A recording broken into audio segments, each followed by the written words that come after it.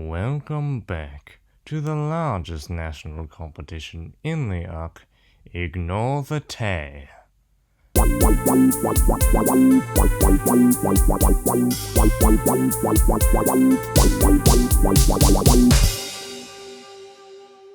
Let's meet the contestants.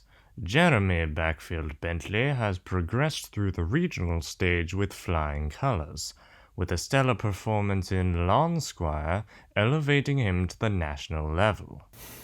My name is Jeremy. I'm an operations research analyst at Korn. I do possess the intention to win. Marvelous. Our next contestant, Harold Philbellowim, is mostly known for pioneering the argumentative strategy. He used this strategy to great effect in the Roscrew Regionals. Is that right, Harold?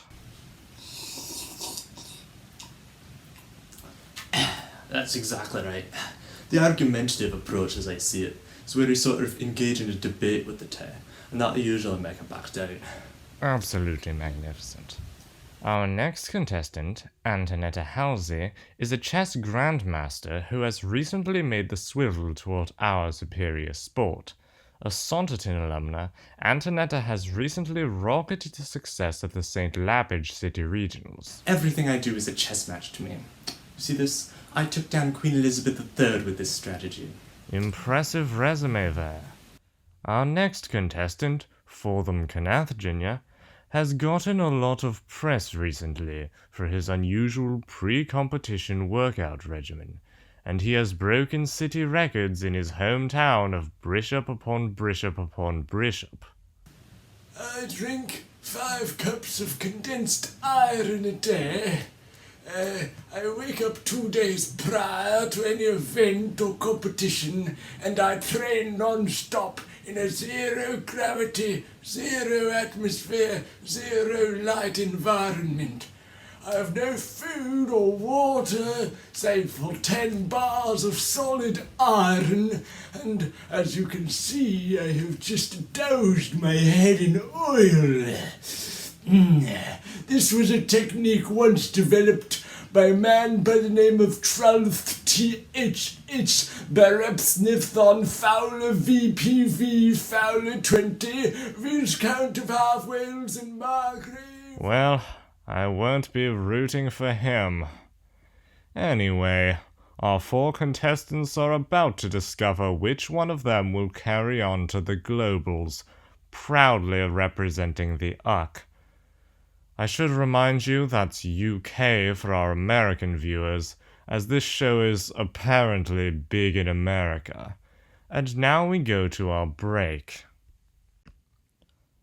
The countryside of the USA is home to the strangest of giants. Oh, no, no, no. Countryside of the USA is home to the strangest of giants. We're back, and it looks like the games are set to begin. As always, if you're in the first 2 or 3 rows in our live audience, watch out for any debris. And now, without further ado, let's ignore the Tay.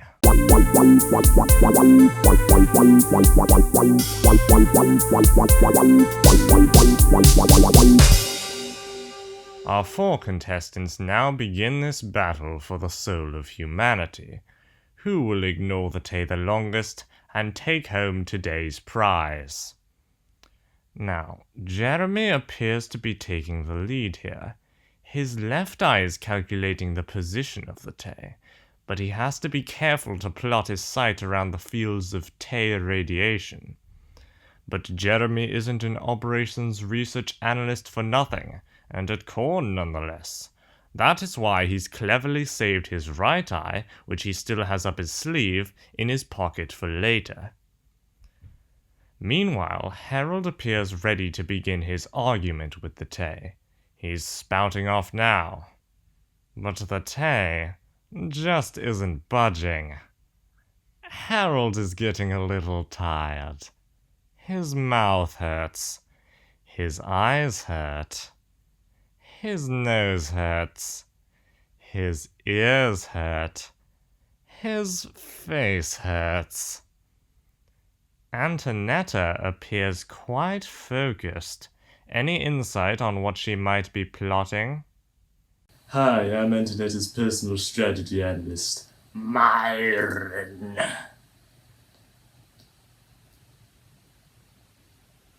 I have no idea what's going on.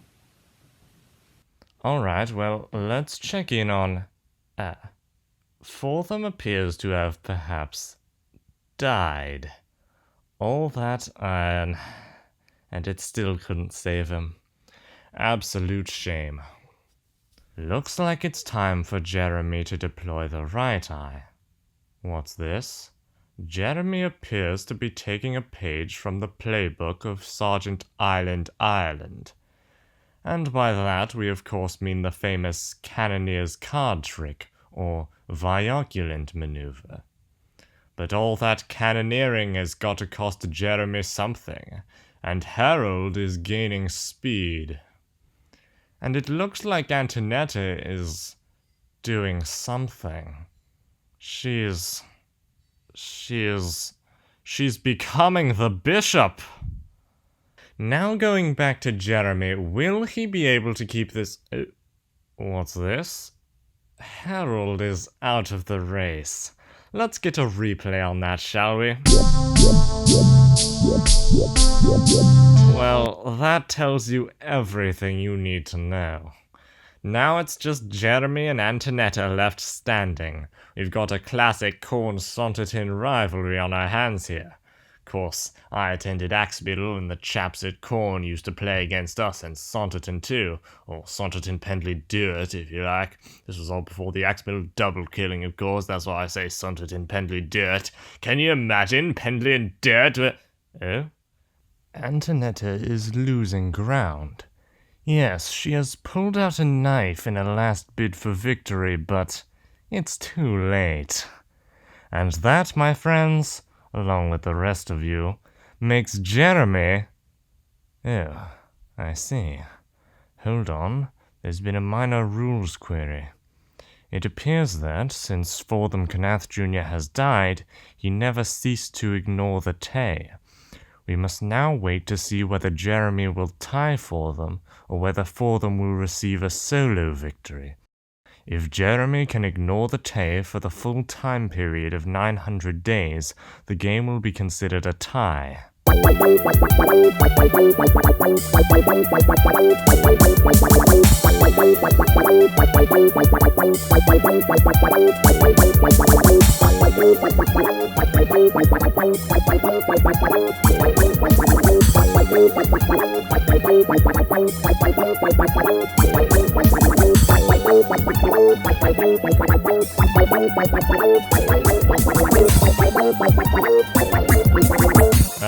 And Fortham is declared the winner. Unfortunately, due to his death, the prize cannot be administered to him, and he will not be proceeding to the Globals. The prize, of course, is an empty tape dispenser, modelled here by the Grinson twins. This prize will be passed on to Fortham's closest relative, Tentham Knath Jr. Berry Roy Sursa. Jeremy, as our second-place Neo winner, you will indeed be proceeding to the Globals, representing the UCK.